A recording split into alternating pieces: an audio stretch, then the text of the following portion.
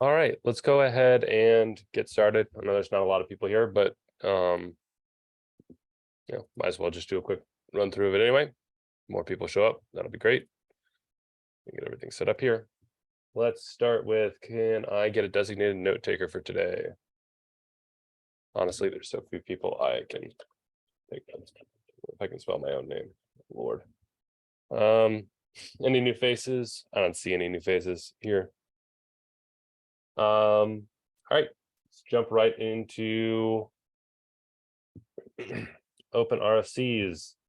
First one is this decoupled dependencies from the build packs. We had a pretty productive conversation about this 2 weeks ago, and then I've been out on vacation and out a little sick.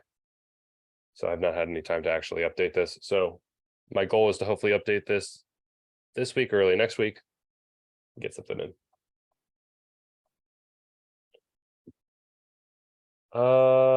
Then we have proposal for multi-arch build pack. Yeah, so I can comment on that. Thank you for starting the conversation in Slack. And then Dan posted, this comment here. I was just going to actually ask in this group if we should just include multi-arch builders as part of the scope of the RFC. Seems like we need, well, we as in like the project, in order to be comfortable shipping build packs, you want to be able to test them on builders that are multi-arch as well. So it seems like you need to have both. Initially, I was just trying to do them separately, but I can understand why Paketo would not want to ship any build packs that haven't been tested on multi-arch builders. So any thoughts on that? I'm happy to just post a, put a comment in there saying we'll just include the scope, make the scope bigger. So it's builders and build packs. Yeah, I think that that probably makes sense. I'm trying to think through the workflow, because I guess without a builder, the user would have to make their own builder if they wanted that, or they'd have to define the stack and the build pack as part of their run description. So I think that a builder probably makes sense. But I would have, never mind. I would have assumed that the builders would have been you would have been able to do the manifest for the builders, but you can't do that because the build packs are part of the builders.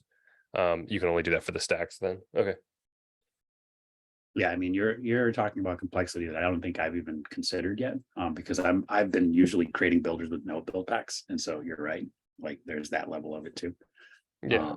So, yeah, I think I need to I'm already have a meeting later today to look at the CI/CD and try to figure out how we can do these multi-arch builders. And I think that's the plan going forward. So I can, like I said, I can add a comment to this, but I'll do it after we have the meeting and kind of just have some final direction, but there'll be an update to this. Yeah, the only thing that I would want to know out of that is the naming convention we would want to choose, and how we would want to have those builders released. Would we treat them as a separate artifact, or would it be every time we cut a new release of X builder, we should be every time we cut a new release, we simultaneously build out the ARM64 and the x86 builders and then release them as sort of one chunk. I don't think that makes sense. I think it probably makes sense to just make new builders and make them the ARM builders and call it a day. Yeah, I mean, in my experience, the user experience would be best if they only reference one name without at ARM64 or AMD64 or whatever. And because it'll be a manifest image, it'll just pull the right one for their platform. I think that's what you guys want. When I talked to Rob about it, there's some conversation in here, but I think that's what you guys want. Yeah, so I don't know how that works in terms of where we actually go to implement that. Because if that's the case and we just want to continue to have the GME full builder, but we get the correct manifest, I actually don't know how to split that up, given that we have to cross compile the build packs. But hopefully someone smarter than me will figure that out. Yeah, it's actually not as hard as it seems. Like creating the builders it's fairly easy. It's just a matter of like one day once we get the CI/CD updated, we just say, okay, we're shipping this, and as henceforth, people are getting multi-arch images when they pull a builder. I guess it's also not a problem because we treat the build packages as images too. So you could have your build package could also have a manifest on it as well. Okay. Oh, Yeah, it's images all the way down. that's right. But you bring up a good point. This is like outside of scope, but I think a lot of the testing does stuff with like GitHub releases. And so we may want to consider doing it with images. But anyways, like that's for the build pack part. Yeah, for sure. Yeah. It also, like, a lot of the testing, like on the individual, like on the individual implementations, it doesn't really matter because we just construct it from whole cloth when we test it. It might be more of an issue when it comes to like language families, but I'm also not convinced on that either. Yeah, but I feel like the update is there's going to be some progress happening soon, so that's good. Sweet. I don't have any feedback on that then.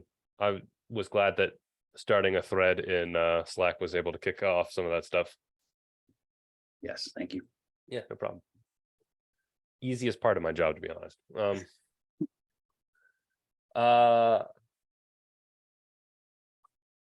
just gonna go, yes. There we go. In that case, then CMB updates. I saw that there was a Pack Flatten investigative work is in progress context update. Another exciting thing to call out is that there is a new pack 30 pre-release 3. Oh, sorry, 0.30.0, or is it 0.0.30? Doesn't matter. There is a new pre-release, and that does solve some problems where if you have a flattened build pack and you then try and run a pack build with it, the ephemeral builder was having a problem where it would cause like a tar explosion where each individual build pack got repackaged into each group order and it would cause the size of the builders to balloon. I believe that that's fixed in the latest pre-release. So if you were playing with flattened build packs, you should check out pack pre-release 30. There's a pack 0.30.0 dash pre-3. There we go. It has some other, it also moves that flattening flag to an experimental flag as well, if you're using that. And oh, it does something else that was like, I was reading over it and it was kind of interesting. It is a huge pack change, and it's worth actually looking at because it does some cool stuff.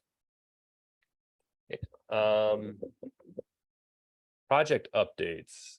Let's see down here. Java Buildpacks is preparing to adapt. Yeah, this is from last week. Is there any updates on this in particular, or any other updates that people would like to bring up?